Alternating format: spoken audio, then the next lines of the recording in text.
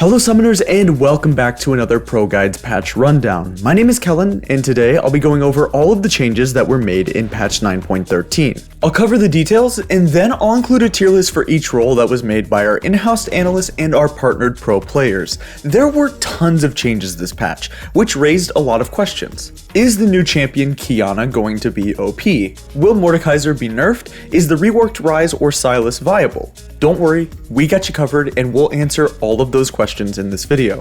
But remember, since the patch just hit the live servers, please do keep in mind that these tier lists are purely predictions. We encourage all of our viewers to comment on our tier lists and say if you agree or disagree with us on specific champion placements. Also, as a big reminder, there will be an updated mid-patch tier list 1 week into the patch where we'll use fresh stats and new games to give you guys the best and most accurate tier lists available. So make sure to press that sub button to be notified of that mid-patch update. But before we get started, make sure to go to ProGuides.com if you want to see huge improvements to your rank right now. With their Pro Pass, you get exclusive pro courses, and ProGuides has a new feature called InstaPro, which provides unlimited 24/7 on-demand coaching from the best of the best. Over 100,000 gamers have used InstaPro today and ranked up significantly, so don't miss out on this opportunity. Rank up now using the link below. Now, let's get into the patch tier list for 9.13. First up, let's go over some of the biggest changes that will affect our tier lists across the board. Kiana, the Empress of Elements, will be released on patch 9.13, and she looks like so much fun. If you want to learn more about her and her kit, make sure you're checking out our previous video, which is the only Kiana guide that you'll ever need. For Kiana, she seems like a solo lane AD assassin. She won't be placed on this week's tier list because making a prediction on a brand new champion would probably be dangerously inaccurate. However, we'll make sure to include her in our mid-patch update tier list next week. Finally, for this patch, it will come with a brand new game, and we really emphasize the S in Riot Games. The long-awaited Teamfight Tactics will hit the Rift this week, and trust me, this game is insanely addictive. Teamfight Tactics is a game mode played with 8 players who face off in one-on-one matches until the last player remains. You win by selecting the best combination of champions from a randomized pool, upgrade them over time, and use them in the best formation possible. Here at ProGuides, we are super excited for TFT to come out and that 36-hour login queue time being gone. We're really excited to make guides, and we have tons of guides planned for TFT, so make sure that you're hitting the bell button to be notified of when we release them, and even leave a comment down below if you're excited for some ProGuides TFT stuff. Alright, let's start off with the top lane. For the Tentacle Queen herself, Alawi, she's been struggling a lot in the meta for quite a while and is receiving a little bit of a mini rework in 9.13. Despite what a lot of Alawi mains are saying, this mini rework is an overall buff to her kit rather than a nerf. Alawi's passive Prophet of an Elder God will have its tentacle damage changed from AD to AP. On top of that, the tentacle duration has been lowered from 60 seconds to 30 seconds, and the vision range from where your opponents can see them in the fog of war has been lowered from 1400 to 1000. So here's the thing, having that extra AP ratio on your passive tentacles can allow Alawi to build items like Hextech Gunblade for more healing, or even Azania's Hourglass for those tougher matchups in the top lane. However, here at ProGuides, we are recommending that you're building items like Death's Dance or Trinity Force instead, just because they're more strong with the rest of her kit. Next up, her W Harsh Lesson will have a minimum damage now, and it can be used on turrets. The minimum damage is really low, and it'll be mostly negligible when it comes to fighting champions. However, it being able to work on towers is game-changing. Once she purchases a Trinity Force, Alawi will become a tower-melting machine in the side lane. Her E, Test of Spirit, will no longer reduce its spirit duration by 1 second if the target attacks Alawi. However, the spirit timer duration will receive a compensation nerf from 10 seconds to 7 seconds. Next, the vessel duration will also be nerfed to match her new E from 12 seconds down to 10 seconds. In addition, the time between tentacle attacks has been changed from 10 seconds to once every 5, 4 to 3 seconds. This is such a big buff. Finally, her ultimate Leap of Faith will now create a hexagon instead of a pentagon in order to create 6 tentacles instead of 5. Overall, these changes are a buff, and our analysts have placed Alawi in the top lane A tier for patch 9.13. However, let's see if she can make the push to S tier in our mid-patch analysis video. Let's sound the horn over to Ornn, because this guy's just never really been the same ever since his mini rework at the beginning of the season, and he needs a lot of love in order to come back into the meta. For 9.13, his Q Volcanic Rupture will have its AD ratio increase by 0.1, so Ornn will remain in our C tier for 9.13. Come on, Riot. The top lane tier list itself sees a few minor changes compared to the one that we had in the previous patch. In S tier, we have Darius, Aatrox, Tahm Kench, Riven, Vladimir, and Jax. These 6 champions are a notch above the rest and will give you that competitive edge you need in order to start winning some games. However, sitting at the top of our top lane tier list by himself in S+ tier, we have Mordekaiser. Mord, after his rework, has been tearing up solo queue and is almost permabanned in ranked games for a very good reason. He's definitely the most OP top laner in the game and probably the most OP champ in the game, so adding Mordekaiser to your champion pool is huge. Lastly, for Karma top lane, she was buffed in general in last patch and we recently put her in A tier, and despite receiving nerfs on 9.13, we've kept her in A tier for the top lane. We'll go over the changes made to Karma later on in our support section, so make sure that you stay tuned for that one. Alright, on to jungle. Sejuani is the most dominant jungler for competitive play all around the world. Whether it's NA, Korea, China, Europe, Sej is all over the place and is a must pick right now. To put Sejuani in check, she will have her W Winter's Wrath damage decreased by 1% on the second proc, and will also have her HP lowered per level from 105 to 95. These changes will not affect her stance in the meta, and she'll remain in S tier.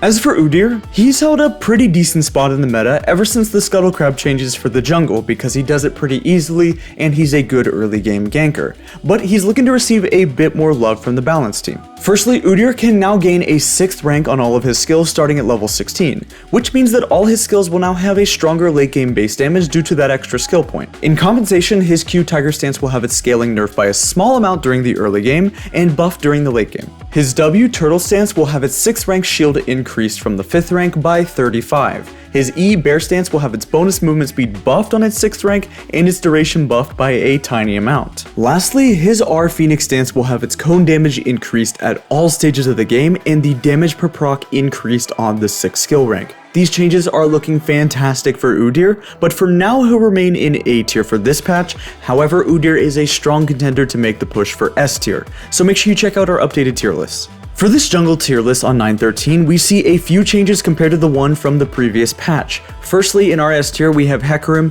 Evelynn, Elise, Vi, Nunu and Willem, Sejuani, Kayn, and a new member in Master Yi. Although for Yi, he was originally placed in our A tier from our previous list, his slowly increasing win rate has brought him to the top in our S tier. The thing is, he's extremely strong right now, and especially if you're in Platinum below, he becomes an elo stomper. We were pretty spot on in predicting the jungle meta, and the vast majority of our placements remain the same as before. You're probably wondering why Sylas was moved up from our C tier in jungle as well, despite having the lowest win rate in that role. That's because Sylas is receiving a few buffs this patch that will help him out in the jungle. For those Sylas changes, we'll go over them a little bit more in the mid lane section, so stay tuned for that. But some notable A tier picks for this patch are Udyr, Kha'Zix, and Kindred, who are all super close to making the small push to S tier. So try out those 3 champions and let us know how it goes.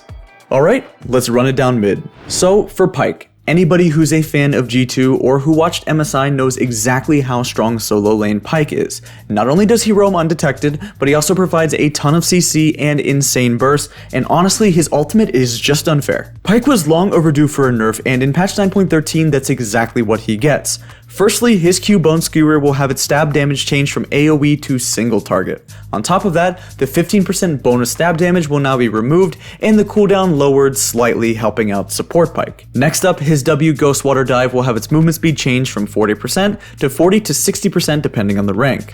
Lastly, his E Phantom Undertow will no longer deal damage to minions, so the combination of the Q stab bonus going from AoE to single target and reducing the damage, and the fact that E does no longer do damage to minions, this is going to gut solo lane Pyke from mid and top lane, and he will be removed from our solo lane tier list.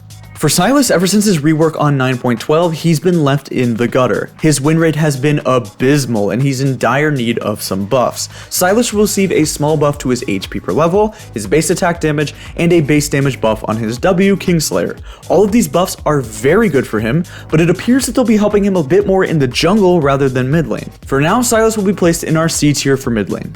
Syndra has held a decent spot in the meta in higher elo and has been played a lot in competitive play. For 9.13, she's looking to receive a small buff to her mana per level, which has been increased from 30 to 40. Although this change is very small, we'll leave Syndra in the C tier for mid lane this patch.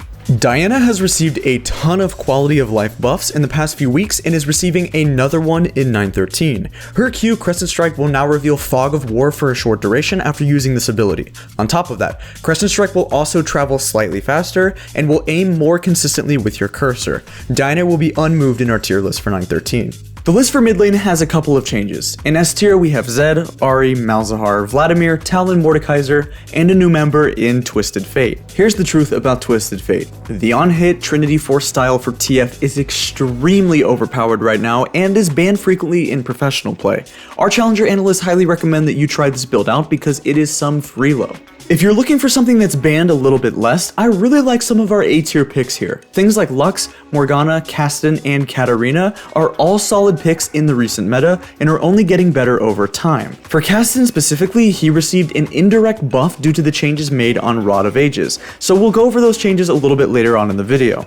Alright, on to the bottom laners. For Sivir, she is the most dominant ADC in the game and was long overdue for a nerf. For 913, the balance team will be targeting one of her core weaknesses and expanding upon that, which is her mana pool. Her mana regen and her AD per level will be lowered slightly, and her W ricochet will have its mana cost increased by 15.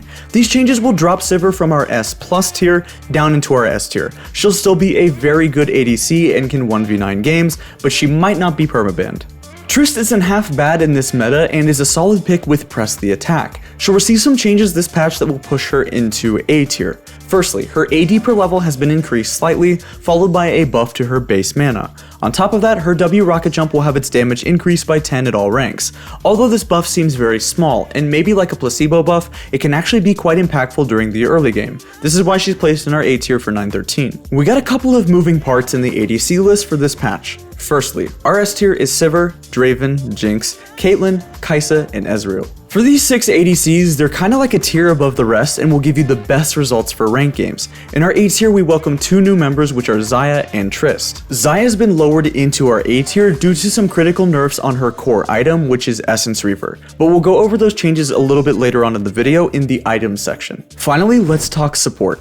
After a few buffs to Karma on 9.12, she became the best champion in the game. The increased shield duration and movement speed brought her into S+ tier for support, she was S tier mid lane, and A tier in the top lane. Because of that, she's looking to receive a nerf on this patch. Her E Inspire will have its movement speed lowered from 2.5 second duration to 1.5 seconds. Karma will be dropped from our S+ tier into our S tier, but that means she'll still be very powerful this patch. Soda's been one of the most oppressive picks in competitive play and was long overdue for a nerf. Her bot lane combo with Taric was pretty much pick or ban in the recent pro scene, and the balance team are attempting to even out the playing field. Her Q, Hymn of Valor, will have its AP ratio lowered by 10%, and on top of that, her E, Song of Celerity, will have its movement speed ratios lowered by half the amount. These changes are pretty big and will lower Sona into A tier for our supports. The list for supports is pretty similar to what we've had. In S+ tier, we have Lux and Nautilus, who should come as no surprise for anyone who's played ranked in the past month. In S tier, we have Nami, Janna, Thresh, Pyke, and Karma. We highly recommend that you try out a handful of these champions as soon as you can, because they're great pickups for ranked.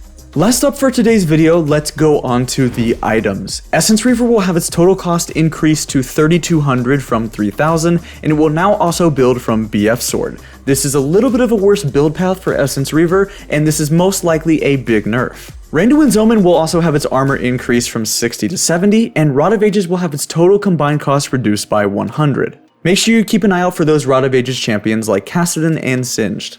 As for the skins, and you know this is the most important part of the video, we have Arcade Caitlyn and Arcade Caitlyn Prestige Edition, Arcade Kai'Sa, and Battle Boss Yasuo on this patch, and they'll be available pretty soon. These skins look great, so make sure you save up that RP. That's gonna be it for our 9.13 rundown video, and if you enjoyed watching this video, please leave a like, comment, and sub to our channel to be notified of our next video. Make sure you also are checking out our website ProGuides.com for in-depth content and guides that were made by your favorite pro players. The second part of our meta-analysis video will be available next week, which will bring you the most accurate tier list available, always using fresh statistics, fresh games, and challenger level knowledge. Thank you guys so much for watching, and I'll see you on the Rift.